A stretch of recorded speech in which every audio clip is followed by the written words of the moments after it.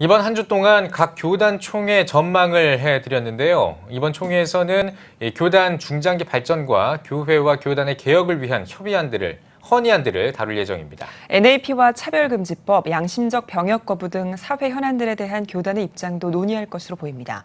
각 교단 총회에서 주목할 만한 이슈를 살펴보겠습니다. 최대진 기자입니다. 한국교회 주요 교단들의 9월 총회가 시작됐습니다. 6일 예장 중앙총회가 개회됐고 예장 합동, 통합, 대신, 고신, 합신 등 주요 장로교단들과 기독교 한국 침례 등이 정기총회를 앞두고 있습니다. 그렇다면 각 교단별 주목할 만한 이슈는 무엇일까? 가장 이목이 집중되는 것은 예장 통합 제103회 정기총회입니다. 명성교회 김하나 목사의 청빙을 인정한 재판국의 판결에 대한 총대들의 선택에 교단과 교계를 넘어 사회적으로도 이목이 집중되고 있습니다. 현재 교단 내에서는 총회 재판국을 폐지해야 한다는 분위기가 확산되고 있습니다.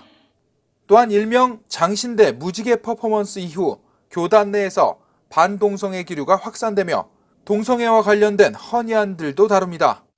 또 3년 연속 교단 전체 교세가 감소하고 있는 만큼 교단의 효율 강화를 위한 논의와 총회 본부를 개편해 5개처 체제로 추진하는 규칙 개정안 등을 다룰 예정입니다.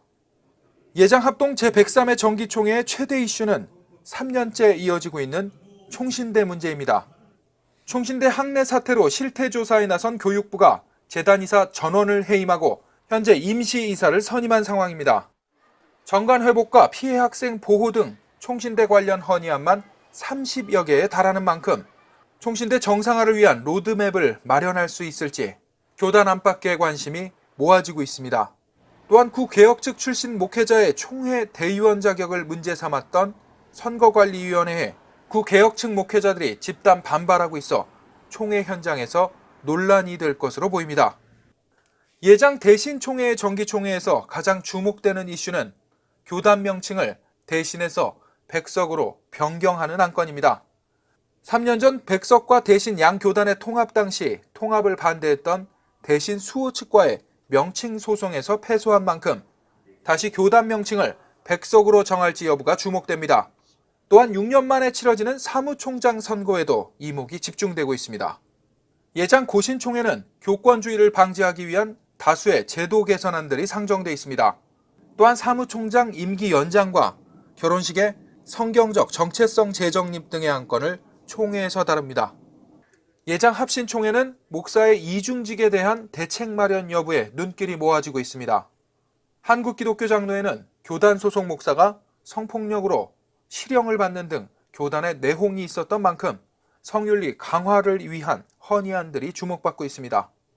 기독교 한국 침례회는 올해 총회에서 10년 넘게 총회와 대립하고 있는 침신대 이사회 문제와 연금재단 설립, 그리고 성추행 문제로 실형을 선고받은 총무의 해임 처리 문제 등의 소속 목회자들의 관심이 집중되고 있습니다.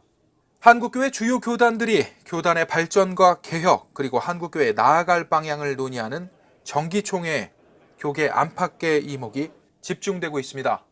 CTS 뉴스 최대진입니다.